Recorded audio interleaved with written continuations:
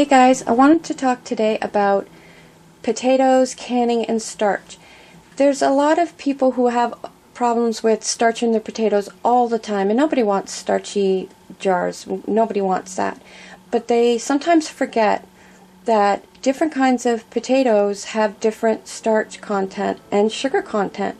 So if you're seeing somebody online and they're making a video and their jars come out beautiful and absolutely hardly any starch at all, and you're doing it exactly the same way at home, the potato that you're using may be a very high starch potato, so it's not coming out the same as what you're seeing, and you tend to feel like you're doing something wrong. You're not boiling them enough, or you've done something wrong in the process to make your jars starchy, when in fact it's actually the potato that you're using.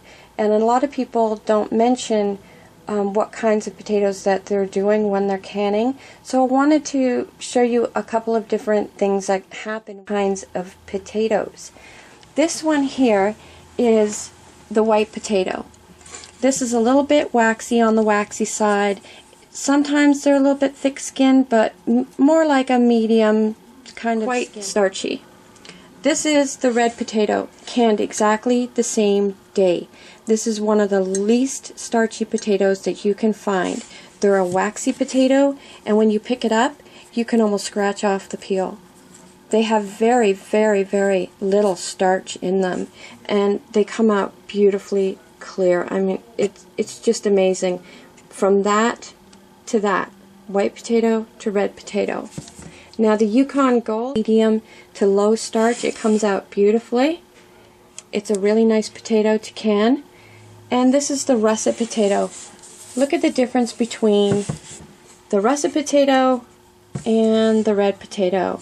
This is not a waxy potato. This is thick-skinned and very tough. That's the russet, usually very earthy as well, not very shiny. So the waxy potatoes, they're the ones with the least starch.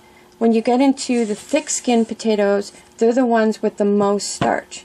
So this was also canned the same day as all of these. And it looks beautiful. And it stays beautiful like this as well for about 4, 5, maybe 7 months. And then what tends to happen with russet potatoes, because they're so high starch, is this. This has been on my shelf a little bit over a year.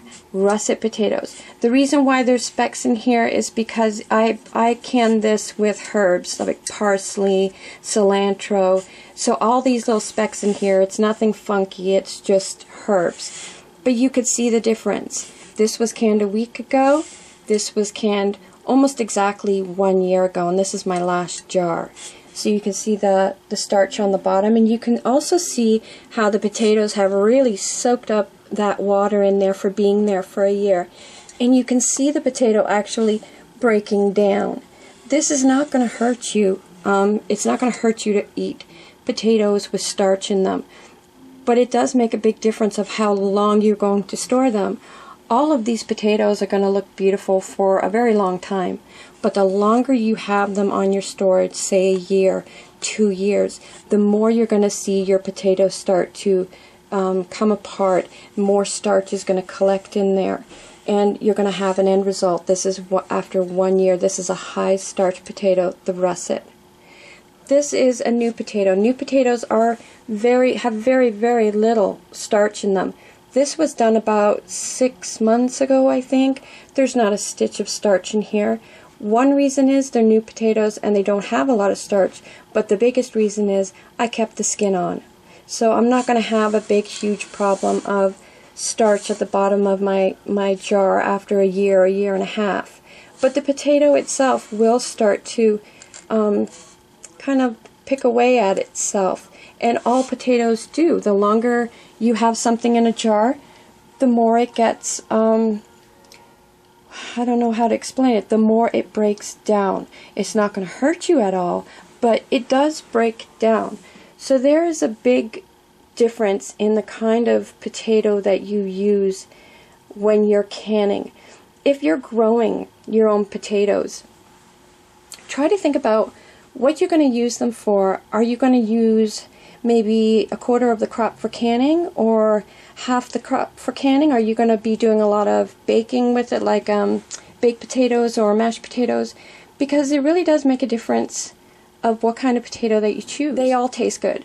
If they didn't all taste good, I wouldn't be canning all kinds of different potatoes. And they do have different kinds of taste to them. You know, like this one, the Yukon Gold, is a much creamier potato. Things like that. But my favorite one is the red potato. But unfortunately, they're a little bit more pricey than the russet potatoes.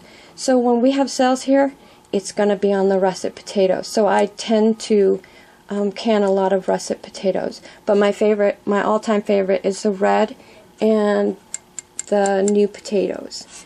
But that's just a little bit of a thinker for you if you're growing your own potatoes or you want to put up a lot of potatoes. Think about the starch content.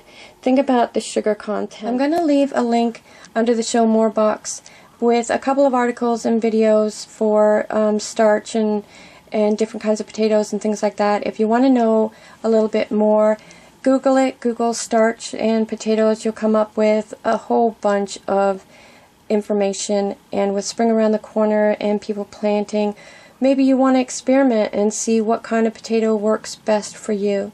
A little bit of food for thought. Until next time, hey do.